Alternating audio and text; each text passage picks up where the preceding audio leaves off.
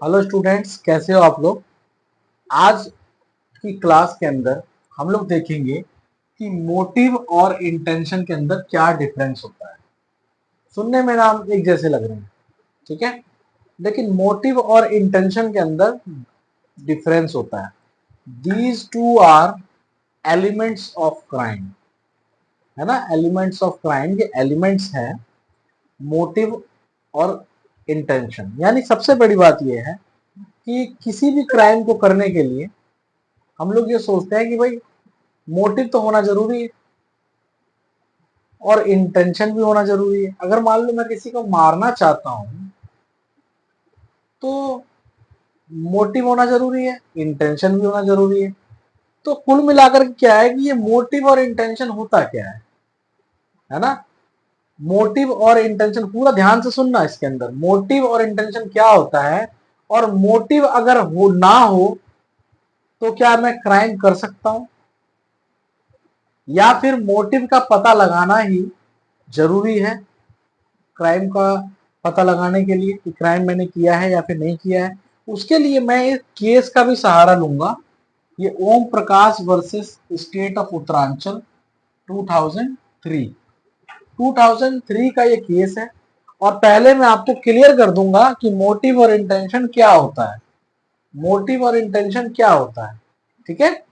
देखिए, मोटिव का मतलब है, अब हमारी सोसाइटी के अंदर अगर मैं चोरी करूं, रॉबरी करूं,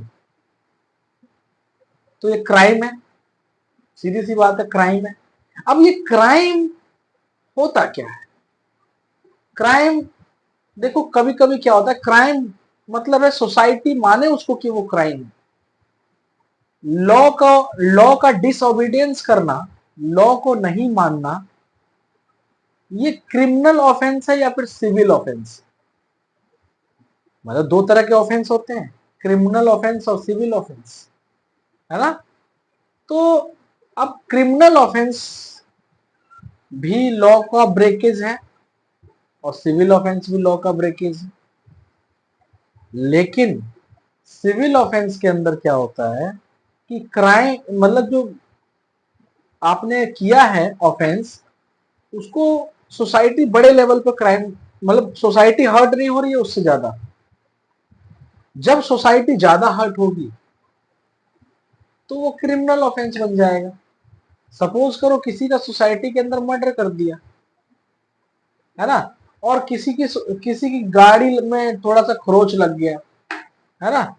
तो गाड़ी में खरोच अगर लग जाता है, खरोच लग जाती है, तो कुल मिलाकर के वो सोसाइटी इतनी ज्यादा हर्ट नहीं होगी।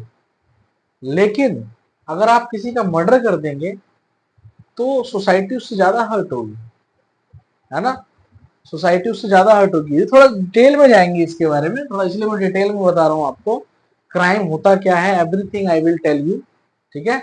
और सिविल में और क्रिमिनल ऑफेंस में क्या डिफरेंस होता है ये भी ध्यान में रखना है हमें, ठीक है। अब कभी कभी क्या होता है, पूरा जरा ध्यान से सुनिएगा। कभी कभी क्या होता है कि कुछ चीजें सोसाइटी अगर ना माने तो वो क्राइम नहीं होती है। सोसाइटी का मानना बहुत जरूरी है कि वो क्राइम है कि नहीं। जैसे कि एग्जाम्पल, पोलीगैमी, बहु विवाह, ज्यादा दो एक से ज्यादा शादी करना, है ना, क्राइम है। एक से ज्यादा शादी करना, सोसाइटी हर्ट होती है इससे।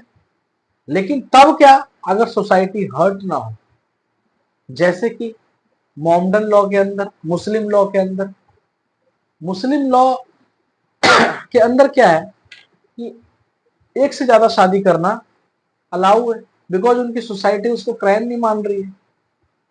हिंदू लॉ के अंदर क्राइम है, सोसाइटी क्राइम मान रही है उसको। बात समझ में आ रही है, ठीक है। इसी तरह से सती प्रथा, एक जमाने में सती प्रथा क्राइम नहीं मानते थे लोग उसको, आज उसको क्राइम मान रहे हैं। मतलब टाइम टू टाइम भी चेंज हो रहा है। एडल्ट्री, एडल्ट्री समझते हैं आप। एडल्ट्री इंडिया के अंदर क्राइम है, आईपीसी के अंदर, बीएनएस के अंदर। लेकिन लेकिन अदर कंट्री के अंदर क्राइम नहीं है। तो कुल मिलाकर के ये है कि क्राइम को क्राइम मानना जरूरी है वहां की सोसाइटी के द्वारा। ठीक है। और फिर उसके नेचर पे डिपेंड करता है कि वो सिविल क्राइम है या फिर सिविल ऑफेंस है या क्रिमिनल ऑफेंस। ग्रेविटी मतलब स्ट्रेंथ के ऊपर, सोसाइटी ज्यादा हर्ट होती है, moral sentiment of society hurts, it means कि भाई क्रिमिनल ऑफेंस हो रहा है। मोरल सेंटिमेंट हर्ट नहीं हुआ तो सिविल ऑफेंस हो गया। अगर मान लीजिए कि जो बड़े बड़े नेता हजारों करोड़ का घोटाला करते हैं, वो सिविल घोटाला है, सिविल ऑफेंस है। जो कि सिविल ऑफेंस सोसाइटी का ज्यादा नुकसान करते हैं। आप ध्यान देंगे जरा, 1000 करोड़ का घोटाला, 500 करोड़ का घोटाला, सोसाइटी को ज्यादा नुकसान कर रहे हैं, बट सोसाइटी उसको ज्यादा बड़ा अपराध नहीं मान पा रही है, बिकॉज हर्ट नहीं हो रही है उससे, मोरल सेंटिमेंट हर्ट नहीं हो रहा उसका। तो इट मीन्स कि क्रिमिनल ऑफेंस होने के लिए मोरल सेंटिमेंट हर्ट होना जरूरी है। समझ में आ रही बात?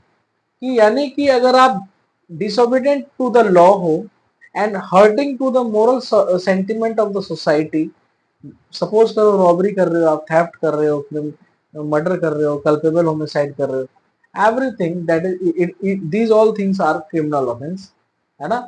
बट आप घोटाला कर रहे हो 500 करोड़ का, 1000 करोड़ का, वो सिविल ऑफेंस। ठीक है, क्यों ऐसा? चलिए वो आपकी बात की बात है। अब जरा मोटिव और इंटेंशन के ऊपर आ जाते हैं। वीडियो थोड़ा बड़ा हो जाएगा तो उसके लिए थोड़ा आई एम सॉरी, बट पूरा ध्यान से देखिएगा। मोटिव का मतलब होता है, सपोज करें, मोटिव में एग्जांपल देता हूं। मोटिव मतलब मुझे भूख लगी है, पैसा है नहीं, जब भूख लगी है तो ये मेरा मोटिव है कि मैं भाई ये कुछ ना कुछ तो करूंगा। तो motive is a compelling force to forming the intention.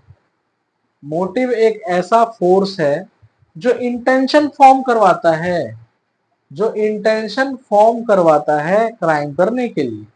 बात समझ में आ रही है? सिर्फ मोटिव हो जाने से, मोटिव का मतलब है कि मेरे को भूख लगा है ना, मेरे को भूख लगा है तो मैं भाई उसको सॉल्व करने के लिए कुछ तो करूंगा।